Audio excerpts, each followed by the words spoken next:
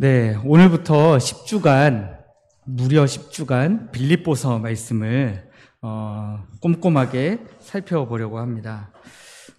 빌립보서 말씀을 보면서 이 말씀을 좀 우리가 함께 나누면서 우리가 새롭게 우리 교회가 어떤 방향으로 나아가야 될지, 우리 교회를 향하신 하나님의 뜻이 무엇인지 다시 한번 살펴보고 우리가 마음을 모으는 일이 필요하겠다라는 생각이 들어서 기도하면서 준비했습니다.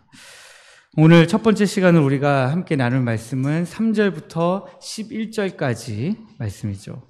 빌립보서는 굉장히 특별한 편지입니다.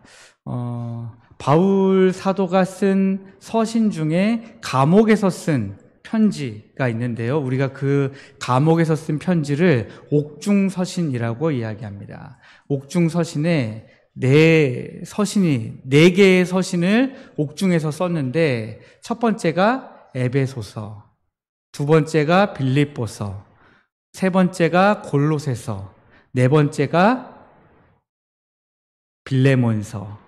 그래서 우리가 이거를 다 합쳐서 앞글자만 따가지고 에빌골빌 이렇게 외웠습니다. 제가 20대 때부터 에빌골빌로 외워서 지금까지도 그렇게 외우고 있으니까 이렇게 외우시면 아마 안 까먹으실 겁니다. 네. 그런데 사도 바울이 감옥에서 이 서신을 쓰면서, 여러분들 같으면은 감옥에서 만약에 감옥 밖에 있는 사람에게 편지를 쓴다면 여러분들은 어떤 내용의 편지를 혹시 쓰시겠습니까? 절망적이고 낭망적이고, 이 감옥이라는 공간 안에 나를 지금 사람들이 가두어 놓았는데 우리 하나님은 나를 이 감옥에서 꺼내주지 않으시는 것 같고, 나는 지금 이 감옥에서 꺼내달라고 기도하고 있는데 하나님은 안 꺼내주세요. 그러면 왠지 뭔가 굉장히 하나님 앞에서 원망과 절망 섞인 기도를 아마 드렸을 겁니다. 그리고 그런 원망과 절망이 아주 자연스럽게 편지에도 묻어 나왔을 겁니다. 그런데 놀랍게도 옥중서신 중에 하나인 빌립보서의 가장 큰 주제는 뭐냐면 기쁨입니다. 절망, 원망 이런 것은 하나도 들어있지 않은 기쁨. 그러면 자기 자신은 지금 기쁜 상황이냐? 그렇지 않아요. 빌립보 교회는 지금 굉장히 기쁘고 좋은 상황이냐? 그렇지 않아요. 그럼에도 불구하고 기쁜 마음으로, 즐거움으로 이 서신을 쓰면서 계속해서 빌립보 성도들에게 강조합니다. 항상 기뻐하라. 항상 기뻐하라. 바울 사도는 왜 이런 기쁨의 편지를 쓰게 되었는가 하는 것부터 우리가 이제 살펴보려고 하는 겁니다. 바울은 그 차가운 감옥 안에서 빌립보 교회를 향한 뜨거운 사랑의 편지를 쓴 것이죠. 어떻게요? 기쁨으로. 빌립보 교회는 바울에게 굉장히 특별한 교회였습니다. 바울 사도가 유럽으로 건너가서 세운 첫 번째 교회가 빌립보 교회였고요. 바울이 가장 어려울 때 물질적으로나 영적으로나 끝까지 함께 했던 교회가 빌립보 교회였습니다. 그래서 바울은 빌립보 교회를 생각만 해도 기쁘고 즐겁고 감사가 나올 수밖에 없었습니다. 어떤 분들은 우리 포항택전교회가 세워질 때부터 계셨던 분들도 계실 거예요. 이 택전교회가 세워질 때부터, 아니면 그 근방에 1, 2년, 3년 요 사이에 개척 멤버로 계속 계셨던 분들이 우리 교회를 생각하시는 것과, 이제 제가 와가지고 제가 저희 교회를 사랑합니다 했을 때의 그 사랑과는 깊이가, 말은 똑같지만 깊이는 엄청나게 다를 겁니다. 바울 사도도 지금 빌립보 교회를 향한 그 깊이를 알 수 없는 사랑과 애정을 가지고, 감사를 가지고 이 편지를 쓰고 있는 거죠. 3절을 보시면 내가 너희를 생각할 때마다 나의 하나님께 감사하며 이렇게 기록하고 있습니다. 바울은 빌립보 성도들을 생각하기만 해도 감사가 터져 나온다고 고백해요. 여러분은 누구를 생각만 해도 저절로 감사가 나오는 그런 분 혹시 있으세요? 그분은 생각만 해도 너무 고마워요. 그분은 내가 정말 내 머릿속에 그분에 대한 생각이 떠오르기만 하면 저절로, 이 반대편에서 저절로 감사라는 단어가 따라 나오는 그런 분이 혹시 있으세요? 네. 저는 이 말씀을 준비하면서 생각해 보니까 여러 명이 떠오르더라고요. 인생이 저도 순탄치 않아가지고 그냥 한두 명으로는 안 되겠더라고요. 그냥 떠올리기만 하면 감사한 분들이 너무 많아가지고 세다가 10손가락으로는 세어지지 않는. 네. 감옥이라는 절망적인 상황에 놓여 있는데 지금 내 현실은 감옥이에요. 그런데도 생각만 하면 너무 나로 하여금 감사하게 만드는 교회가 있다. 바울에게 그 교회가 바로 빌립보 교회였습니다. 빌립보 교회를 생각하면 불평하고 원망이 떠오르는 것이 아니라 너무너무 감사한 거죠. 이것이 저는 참된 교제의 열매다라고 보았습니다. 진정으로 복음 안에서 빌립보 교회와 바울처럼 하나된 관계는 서로를 생각할 때마다 감사하게 되는 것이죠. 그 안에 악한 사단 마귀가 끼어들 틈이 없는 것입니다. 우리도 하나님과 깊은 관계를 맺기 시작하면 그 관계 안에서 기쁨과 즐거움과 감사가 넘치지 그 안에 하나님을 향한 원망, 하나님으로 말미암은 불만, 이런 것들이 자리 잡을 새가 없다라고 하는 것입니다. 4절, 5절 말씀을 보시면 간구할 때마다 너희 무리를 위하여 기쁨으로 항상 간구함은 너희가 첫날부터 이제까지 복음을 위한 일에 참여하고 있다고 기록하고 있습니다. 바울은 빌립보 교회를 위해서 기도하는데요, 또 기쁨으로 기도합니다. 매우 이례적이고 놀라운 일이에요. 교회를 위해서 기도할 때 우리는 어떤 마음으로 기도합니까? 아이고 하나님, 우리를 좀 불쌍히 여겨주십시오. 하나님, 우리에게 이런 문제가 있습니다. 하나님, 이거 너무 안 됩니다. 이거 안 됩니다. 저거 안 됩니다. 하면서 하나님 앞에 우리가 그렇게 기도하면서 나가기 십상인데, 바울은 빌립보 교회를 위하여 간구할 때마다 기쁨으로 기도한다는 것이에요. 역사가들에 따르면 빌립보 교회는 사도 바울이 2차 전도 여행 중에 세웠다라고 기록하고 있습니다. 그래서 한 서기 50년 정도쯤에 지은 교회이다라고 이야기합니다. 빌립보는 로마 식민지로서 굉장히 부유한 도시였습니다. 그런데 이 교회를 바울이 세우고 난 다음에 그 다음부터는 그 부유함을 가지고 바울이 어려울 때, 바울이 전도여행을 다닐 때마다 물질적인 후원을 아끼지 않았습니다. 특히 바울이 데살로니가에서 사역할 때도, 고린도에서 사역할 때도 계속해서 이 빌립보 교회가 후원금을 보냈습니다. 심지어 바울이 로마 감옥에 지금처럼 갇혀 있을 때에도 에바브로디도를 통해서 계속해서 물질적인 후원을 했습니다. 이런 변함없는 사랑과 후원이 있었기 때문에 바울은 빌립보 교회를 생각하면 감사할 수밖에 없고, 빌립보 교회를 위해서 기도할 때면 기쁠 수밖에 없는 것이죠. 5절에 첫날부터 이제까지 복음을 위한 일에 참여하고 있다라고 기록하고 있습니다. 어떤 교회가요? 빌립보 교회가 그렇게 하고 있는 거죠. 여기서 참여라고 쓰여진 단어가 헬라어로 여러분들 많이 들어보셨을 거예요. 코이노니아라는 단어입니다. 코이노니아, 단순히 교제 이런 것일 뿐만 아니라 참여하다라는 뜻도 같이 갖고 있습니다. 근데 이 코이노니아는 참여한다라는 이 말을 쓰려면요, 주중에도 저희가 고린도 전서 말씀을 하면서 참여에 대해서 이야기가 나왔는데, 그냥 단순히 구경하는 것만으로는 참여가 되질 않습니다. 여러분, 어느 집에 불이 났는데 동네 사람들이 다 가가지고 같이 막 불 끄고 하는데 옆 동네 사람은 와가지고 구경만 했어요. 근데 구경만 한 그 사람이 나도 그거 불 끌 때 참여했잖아 이렇게 말할 수 있습니까? 아니면 사람들이 막 이리저리 뛰어다니면서 불 끄고 하는데 그 양동이 하나 논다, 그렇지 그거 가지고 빨리 가서 물 떠와 하고 말로만 했어요. 참여한 거예요, 안 한 거예요? 좀 뭔가 애매하죠. 참여했다고 안 말할 수도 없는데 그렇다고 인정해주기는 너무 얄밉죠. 그죠? 그게 우리의 심정입니다. 우리가 복음에 동참한다는 것도 마찬가지입니다. 사도 바울이 지금까지 전도 여행을 다니고 지금까지 감옥에까지 갇히게 되었는데, 그렇게 될 때까지 빌립보 교회는 구경만 한 게 아니에요. 소식을 듣고 아무것도 안 하고 그냥 우리 기도했어요, 보내기만 한 것이 아니에요. 실제적인 행동을 했습니다. 복음을 위해 필요한 것을 보내고 지원하고 후원했습니다. 구경꾼으로 서 있으면서 참여한다는 말을 할 수 없듯이 빌립보 교회는 그냥 사도 바울의 선교를 구경하기만 한 것이 아니라 함께 그 과정을 함께 했습니다.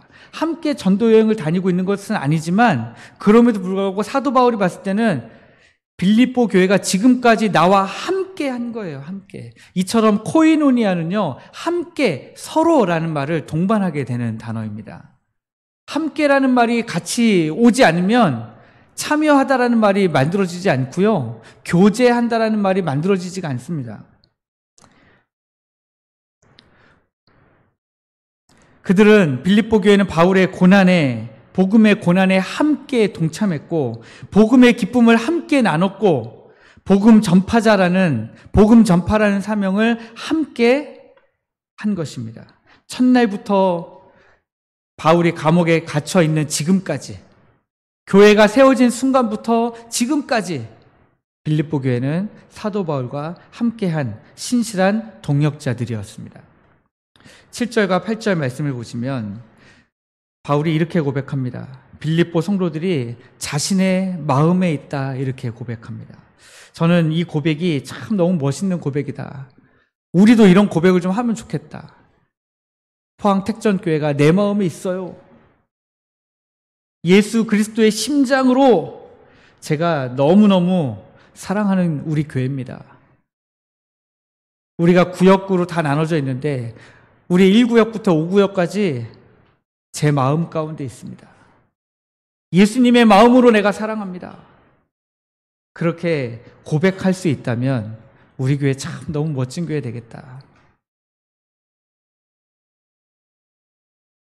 바울은 빌립보 성도들을 자신의 마음에 있다고 고백하면서 동시에 그들을 은혜에 참여한 자라고 그렇게 부르고 있습니다. 구원의 은혜를 함께 받은 동역자, 복음의 은혜를 함께 전하는 동역자라는 뜻입니다. 우리 교회가 지금까지 걸어온 길을 보면 그렇죠. 우리가 함께 구원받은 길을 지금 걸어왔고 지금도 걷고 있고 앞으로도 함께 걸어갈 겁니다. 복음의 은혜를 지금까지 받아왔고 함께 받아왔고 함께 받고 있고 앞으로도 함께 받아갈 거예요. 저는 여기에서 단 한 사람도 낙오되는 분 없기를 주님의 이름으로 축복합니다. 이런 마음으로 이제 고백하는 것이 목회자의 심정이죠. 네. 사도 바울이 지금 목회자잖아요. 목회자로서 갖는 심정이에요.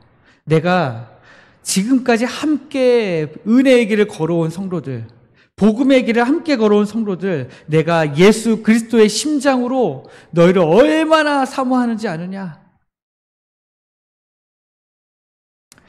그냥 내 힘으로만 사랑하는 것이 아니라 예수 그리스도의 심장으로 사랑한대요. 이건 뭐 설명이 필요 없잖아요, 여러분. 그래서 저는 이 말씀을 보면서 우리가 과연 예수 그리스도의 심장으로 우리 교회를 사랑하고 있는가를 돌이켜보고 싶었습니다.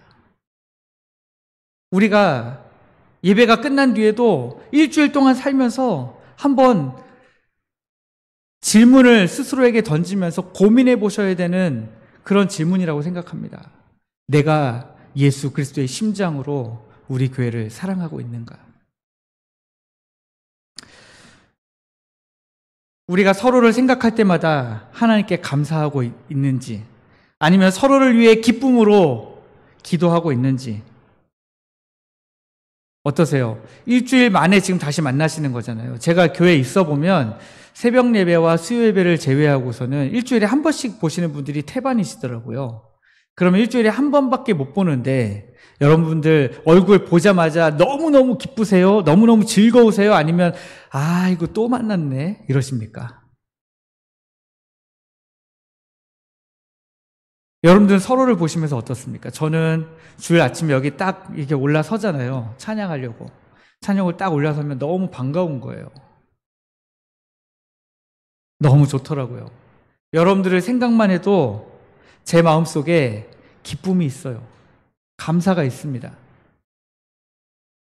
우리 포항택전교회가 복음 안에서 이런 아름다운 교제를 함께 나누는 코에노니아 공동체가 되기를 원합니다. 서로를 마음에 품고 서로를 위해 기도하고 함께 복음의 일에 동참하는 우리 교회가 되어야 하지 않겠습니까? 여러분, 우리가 이런 교회를 우리가 만들어가는 거예요. 외부에서 와가지고 이 교회 제가 컨설팅을 좀 해드리겠습니다. 이 교회는 지금부터 음향 바꾸고 뭐 바꾸고 이거 바꾸고 저거 바꾸고 이렇게 정리하고 저렇게 정리하면 교회가 잘 될 겁니다. 그렇지 않아요. 방법은 하나밖에 없습니다. 우리가 예수 그리스도의 심장을 가지고 교회를 사랑하면서 서로를 위해 기쁨으로 기도하고 생각만 해도 너무 좋으니까 한 번이라도 더 만나야겠다, 얼굴을. 한 번이라도 내가 얼굴 더 봐야 되겠다. 생각하는 그런 마음으로 우리가 코에노니아를 하지 않는 이상은 방법이 없는 거예요. 바울의 사랑은 이제 구체적인 기도로 이어지고 있습니다. 9절 말씀 보시면 내가 기도하노라 너희 사랑을 지식과 모든 총명으로 점점 더 풍성하게 하사. 바울의 첫 번째 빌립보 교회를 향한 기도 제목, 사랑이 지식과 총명으로 풍성해지는 것입니다. 이 사랑이 좀 더 풍성해지고 많아지고 성장하는 것인데 이 사랑은 감정적인 사랑이 아니에요. 그냥 사랑한다고 말로만 하는 것이 아니라 그 사랑을 이루고 있는, 지탱하고 있는 두 기둥이 있는데 그게 뭐냐면 지식과 총명이라는 거예요.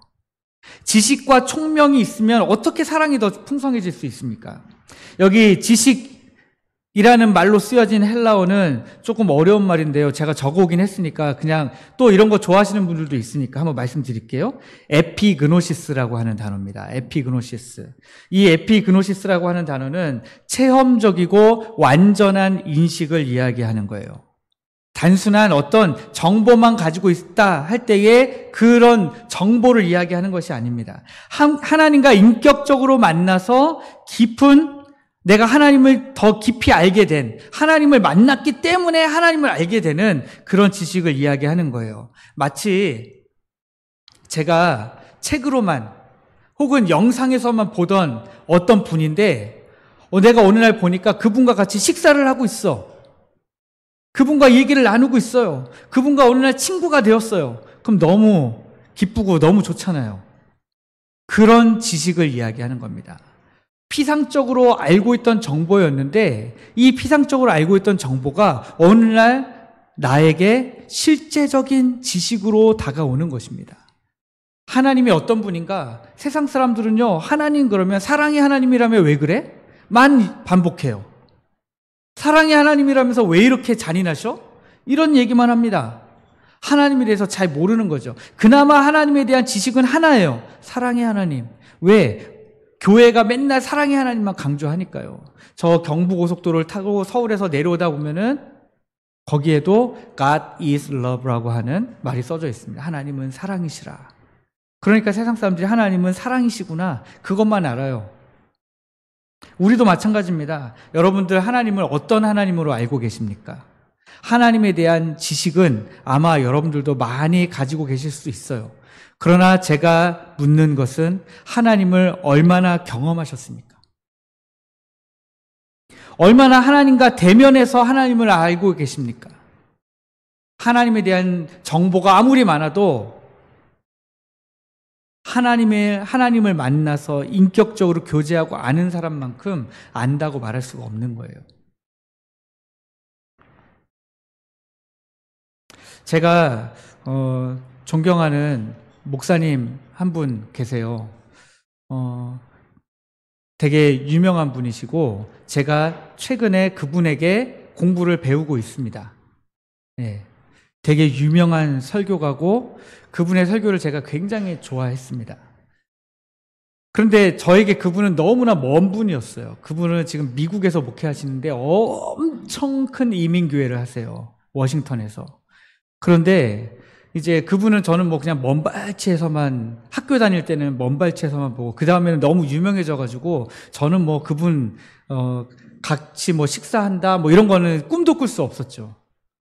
근데 제가 이제 그 공부를 더 하고 있거든요. 지금 제가 공부를 좀 여러 개 합니다. 그 청목과정 우리 교단에 들어오기 위해서 공부도 하고 있는데 제가 좀 더 학위를 위해서도 공부를 하고 있는데 그 공부하고 있는 과정에 심화 과정에 그분이 교수님으로 오신 거예요. 그래서 그 교수님과 마주 앉아서 수업을 하고 그 교수님과 밥을 먹고 그 교수님이 제가 설교를 이렇게 발표하는 걸 들으시고 체크해서 말씀을 해주시고 저랑 대화를 하시고 쉬는 시간에 제가 찾아가면 저랑 이야기를 나눠주시는 거예요. 너무 좋겠죠. 근데 저는 사실 그분이 신학대학교에서 설교학 교수였고 워싱턴의 한 이민교회의 목사님이다라는 사실 외에 그분에 대해서 아는 게 사실 많이 없었습니다. 그런데 다른 그분과 식사도 해본 적 없고 그분하고 아무것도 해본 적이 없는 사람들인데 그분에 대해서 되게 많은 걸 알더라고요. 그래서 제가 놀랐습니다. 와, 진짜 그분에 대해서 이렇게 많이 안단 말이야? 그런데 그분은 같이 밥 먹어본 적이 없어요. 같이 밥 먹으면서 그분이 어떻게 밥 먹는지, 밥 먹으면서 이야기할 때 밥풀이 튀는지 안 튀는지를 모르잖아요. 제가 질문하면 얼마나 자상하게 다가와서 대답해 주는지 모르잖아요. 그러면 누가 더 많이 아는 겁니까? 제가 더 많이 아는 거죠. 제가 훨씬 더 많이 아는 거죠. 제가 그분의 양력을 다 모른다 할지라도 저는 그분에 대해서 많이 알고 있는 것이죠. 바로 이런 지식을 이야기하는 거예요. 이런 지식이 있으면요, 사랑할 수밖에 없다니까요. 제가 우리 교회에 부임하기 전에 우리 교회에 대해서 알고 싶어가지고요, 택전이라는 말의 뜻을 알기 위해서 막 여기저기 뒤져봤습니다. 여러분들은 택전의 뜻을 아십니까? 아는 분도 있고 모르시는 분들도 계실 거예요. 그런데 유래를 찾아가다 보니까 이해가 되더라고요. 네. 왜 찾아봤을까요? 그런 지식들 하나하나가 저에게 쌓여 있는데 그런 지식들을 가지고 이제 교회에서 사역하면서 여러분들을 대하고 만나고 이 동네를 돌아다니면 제가 더 깊이 사랑할 수 있게 될 거잖아요. 지식, 정보는 더 사랑하기 위해서 모으는 것이지 비난하고 원망하고 불평하기 위해서 모으는 것이 아닙니다. 그리고 또 다른 사랑의 기둥은 총명입니다. 총명은 아이스테시스라는 말인데요. 이 말은 영적인 분별력입니다. 하나님의 마음을 헤아리는 능력, 상황을 올바르게 판단하는 지혜를 말해요. 같은 상황이라도 우리 모두가 다 똑같은 상황에 직면했지만 어떤 사람은 하나님의 관점으로 이 상황을 바라보고 해결할 수 있는 것이죠. 하나님의 마음으로 이 상황을 바라보고 그 가운데서 하나님의 마음으로 말을 하고 예수 그리스도의 심장으로 사랑의 언어를 하는 것입니다. 예를 들어 누군가 실수했을 때 우리는 어떻게 반응합니까? 지식 없는 사랑은 지식이 없으면 괜찮아 하고 무조건 감싸주죠. 그러나 반대로 안 돼! 하면서 무조건 꾸짖는 사람들도 있습니다. 하지만 지식과 총명이 있는 사람은 그 사람의 상황을 이해하고 진짜 필요한 게 뭔지 같이 고민하고 위로하고 격려하고 때로는 필요하다면 책망하고 도전하면서 그렇게 나아가는 사랑을 우리가 지금 이야기하고 있는 것입니다. 하나님을 깊이 아는 지식과 상황을 올바르게 판단하는 총명이 결합된 사랑, 이것이 바로 지금 바울 사도가 빌립보 교회를 위해서 기도하고 있는 첫 번째입니다. 4세기, 5세기에 교부였던 어거스틴 기억하시죠? 아시죠? 성 어거스틴. 기독교 신학의 아버지라고 불리는 분입니다.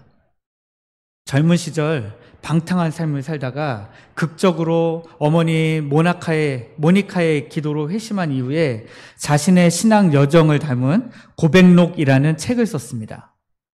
그 고백록은 하나님을 향한 자신의 솔직한 고백과 감사, 로 가득한 기독교에서는 굉장한 고전이에요. 지금도 우리가 읽어봐야 되는 책 중에 한 권입니다.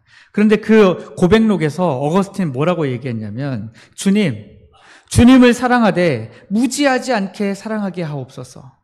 그러니까 지식 없이 사랑하지 않게 하옵소서라고 기도하고요. 또 주님을 알되 사랑 없이 알지 않게 하여 주옵소서. 이렇게 고백했습니다.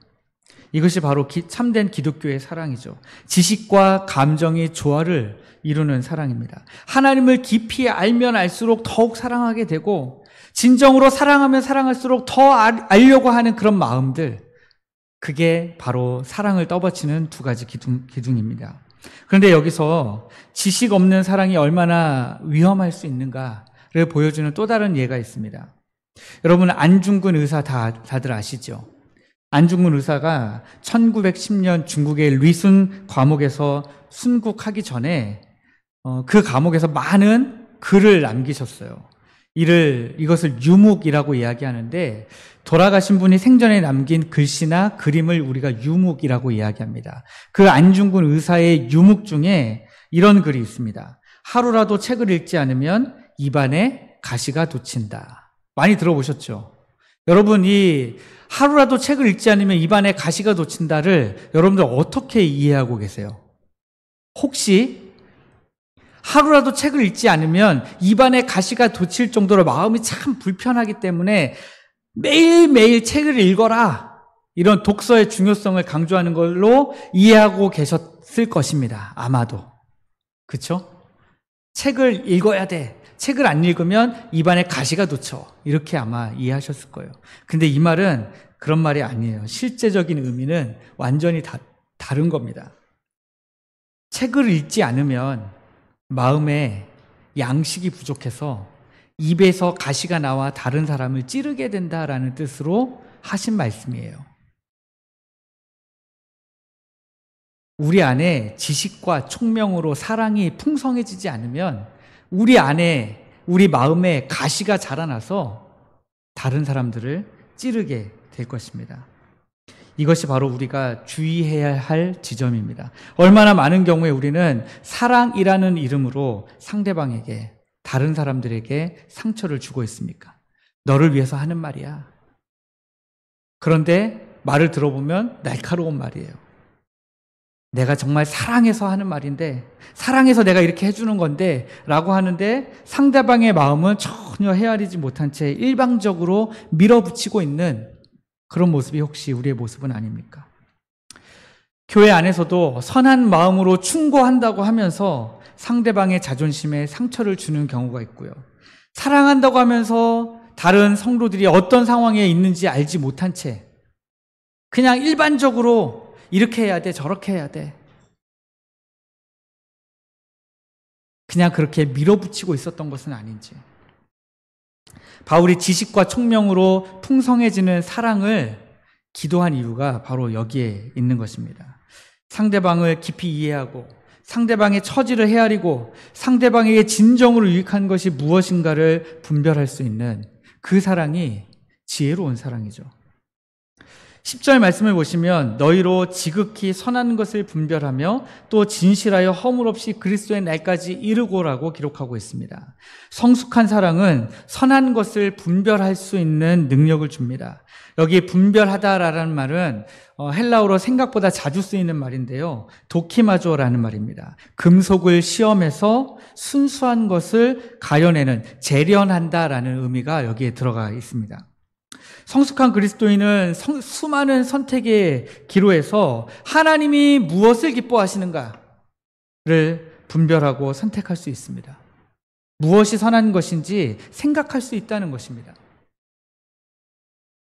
지금 내 감정은 그냥 저기로 나가버리고 싶어요. 그런데 하나님이 나에게 원하시는 것은 이 사랑의 길을 걸어가는 것이에요. 이게 있어야, 분별할 수 있어야 우리가 그 결과 진실하여 허물 없이 그리스도의 날까지 살아갈 수 있게 되는 것입니다. 그리스도의 날까지 우리가 진실되게 살아갈 수 있는 방법이 뭐냐? 이 진실되게는 사람들을 향해서 진실되게가 아니라 하나님을 향한 진실되게예요. 하나님을 향하여 내가 얼마나 진실되게 살아갈 수 있느냐? 하나님이 우리를 다 지켜보고 계시기 때문에 그 가운데서 우리가 어떤 삶을 살아갈 거냐 하는 것입니다. 11절 말씀을 보시면 예수 그리스도로 말미암아 의의 열매가 가득하여 하나님의 영광과 찬송이 되기를 원하노라 그렇게 기록하고 있습니다. 바울의 기도는 이제 의의 열매를 기도하면서 마무리가 됩니다. 성화된 삶의 결과로 나타나는 모든 선한 행위와 삶의 품성을 이야기하는 것이죠. 그런데 이 의의 열매도 내가 맺으려고 해서 맺는 게 아니에요. 내가 좀 정직하게 살아야지 해서 열매를 맺고, 내가 좀 믿음이 있는 것처럼 살아야지 막 교회 와서 기도하고 찬양하고 사람들 앞에서 나는 술을 안 마십니다 하고 내가 뭐 합니다 이렇습니다 저렇습니다 하고 나의 의로움을 막 드러내가지고 나타나는 열매가 의의 열매가 아니다라는 거예요. 이 의의 열매는 예수 그리스도로 말미암아 맺어지는 열매입니다. 우리 자신의 노력으로 맺어지는 게 아니에요. 우리가 해야 될 노력은 단 하나입니다. 하나님의 말씀 앞에 엎드려 순종하는 것입니다. 하나님의 말씀을 붙들고 기도하는 것입니다. 그렇게 우리가 살아갈 때에 예수 그리스도로 말미암아 의의 열매를 맺게 되고, 그 의의 열매를 맺게 되면 자연스럽게 우리의 삶을 통해서 하나님의 영광이 나타난다라고 하는 것입니다. 한동안 텔레비전을 틀면 그게 가장 유행이었죠. 연말 시상식 이런 거 보면 텔레비전에 연예인들이 연기 대상, 무슨 가요 대상 막 이런 거 받으면서 하나님께 영광을 돌려드립니다. 하나님이 하셨습니다. 그래서 우리는 어떤 착각을 했냐면요, 내 삶에서 내가 뭔가 하나 업적을 만들어서 그 업적을 하나님께 올려드려야 하나님이 영광 받으신다고 생각했어요. 그런데 그렇지 않습니다. 우리가 아까 말씀드린 대로 말씀을 붙들고 기도하고 말씀에 순종하려고 할 때에 예수 그리스도로 말미암아 의의 열매가 맺어지고, 그 의의 열매로 말미암아 하나님이 영광 받으시는 것입니다. 하나님이 영광 받으시는 것조차 우리가 할 수 있는 것이 없다라는 거예요. 우리 교회는 앞으로 육적인 것을 위해서 기도하지 말고 영적인 것을 위해서 함께 기도하고, 영적인 것을 함께 나누고, 영적인 것을 함께 고민하는 우리 교회가 되기를 원합니다. 땅의 것, 아래 것 별로 중요하지 않아요. 위의 것을 구하라 하셨습니다. 우리가 하늘의 것을 구하면서 주님 앞에 나아가기를 원합니다. 그래서 우리 포항택전교회 성도들이 지식과 총명으로 무장된 사랑을 가진 성도들이 되기를 기도하고, 세상의 유혹과 거짓된 것들을 분별할 수 있는 영적 안목을 가지기를 우리가 기도하기를 원합니다. 이제 오늘 말씀, 제가 가장 핵심적으로 보고 있는 6절 말씀입니다. 바울이 이렇게 빌립보 교회를 위해서 감사하고 기도하고 할 수 있는 근거가 이 6절에 있는 거예요. 첫 번째는 하나님이 착한 일을 시작하셨다라고 하는 것입니다. 바울의 확신은 하나님이 시작하신 이 착한 일에 근거하고 있어요. 바울이 시작한 것도 아니고요, 빌립보 교회가 시작한 것도 아니고요, 그 누구도 아닌 바로 하나님이 시작하신 착한 일입니다. 여기 착한 일은 하나님의 구원 사역 전체를 다 가리키는 말입니다. 우리가 받은 구원, 우리 안에서 진행되고 있는 이 모든 하나님 나라에 가고 있는 이 신앙의 여정들, 그리고 궁극적으로 주님이 다시 오실 그날에 우리가 받게 될 모든 영광과 영화까지 다 착한 일이라고 하는 하나님의 구원 사역 안에 들어가 있는 것들인데, 이 구원 사역을 시작하신 분이 누구냐? 바로 하나님이시라는 거예요.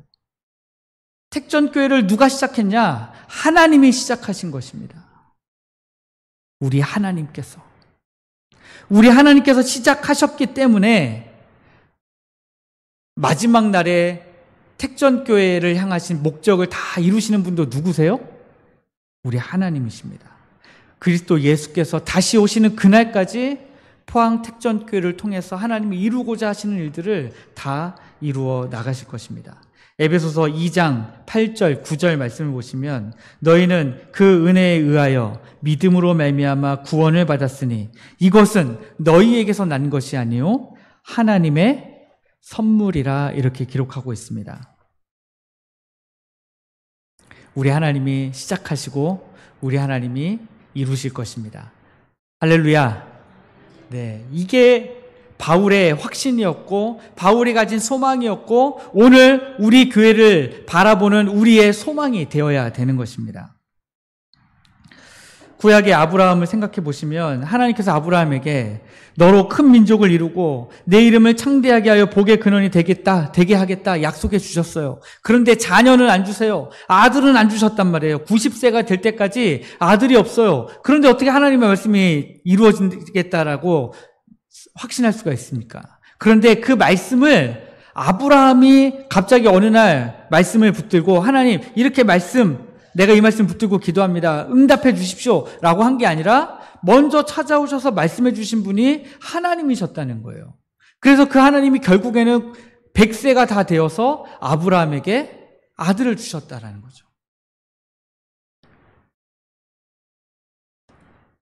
바울은 이 확신 가운데에 빌립보 교회를 위해서 기도하고 있는 겁니다. 이 확신이 얼마나 대단한 확신입니까? 흔들리지 않는 확신이죠.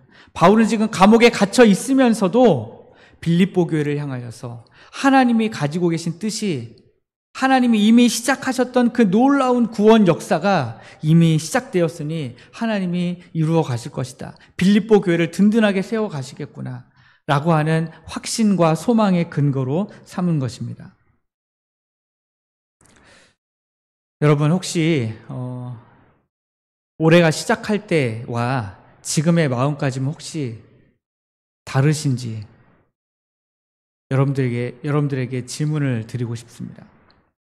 혹시 신앙생활이 흔들리고 있지는 않는지,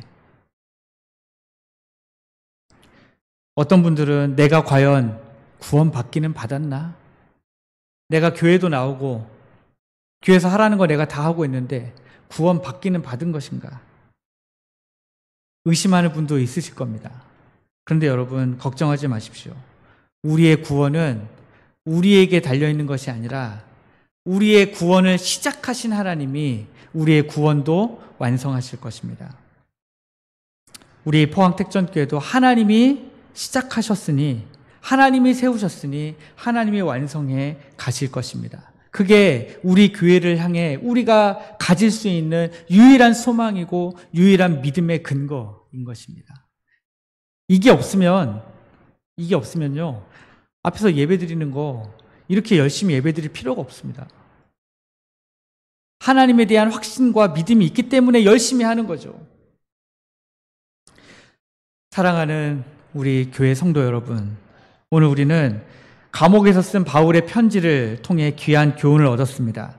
바울이 빌립보 교회를 품었던 애정과 감사, 그리고 교회를 향한 기도, 교회를 위한 기도, 그리고 흔들리지 않는 그 확신과 소망을 우리가 보았습니다. 이 모든 밑바탕에 우리 하나님의 신실하심이 있었습니다. 약속을 하시면 반드시 지키시는 하나님, 그 하나님이 빌립보 교회 안에서 새 일을 행하셨는데 동일하게 우리 교회에서도 새 일을 행하셨고 예수 그리스도의 날이 이를 때까지 모든 것을 다 이루어 가고 계십니다. 하나님이 도자기를 만드시는 그 손길로 우리를 정말 세심하게, 우리는 깨닫지도 못했는데 좀 튀어나온 부분이 있으면 얼른 깎고 예쁜 모양으로 우리를 다듬어 가고 계십니다. 그러므로 우리도 서로를 향해 바울과 같은 마음을 가져야 합니다. 서로를 생각할 때마다 하나님께 감사하고 서로를 위해 기쁨으로 기도하고 하나님께서 우리 각자와 우리 교회 안에서 하시는 일을 믿음으로 확신하면서 소망으로 삼고 나아가야 됩니다. 바울이 예수 그리스도의 심장으로 빌립보 교회를 사랑했던 것처럼 우리도 예수 그리스도의 심장으로 서로를 사랑하기를 원합니다. 바울이 빌립보 교회의 영적 성숙을 위해 기도했던 것처럼 우리도 우리 교회의 영적인 성숙을 위해서 우리 교회에 지식과 총명으로 바탕된 사랑이 풍성해질 수 있도록, 영적인 분별력이 자라나도록, 의의 열매가 맺어지는 교회 되도록 우리가 기도하기를 원합니다. 그리고 무엇보다도 하나님의 신실하심을 함께 신뢰했으면 좋겠습니다. 함께 신뢰하는 게 중요해요. 코이노니아는 그저 같이 먹고 마시고 좀 얘기 좀 했다고 해서 되는 게 아니에요. 코이노니아는요, 궁극적으로는 같이 기도하고, 같이 예배드리고, 같이 찬양하고, 같이 사명을 감당하는 가운데 같이 밥도 먹고 같이 얘기도 하고 하는 것을 코이노니아라고 하는 거지. 요즘에는 코이노니아 그러면 그냥 같이 밥 먹고 같이 얘기만 하면 되는 줄 알아요. 근데 그게 아니라는 것입니다. 함께라는 말이 정말 중요합니다. 우리를 구원하시는 하나님, 우리를 구원으로 인도하고 계신 하나님, 우리를 마지막 날에 주님 다시 오실 그날에 영화롭게 하실 그 하나님께 모든 영광과 찬송을 올려드리며 우리 교회가 굳건히 세워갈 수 있도록 여러분 함께 기도하고 함께 순종합시다.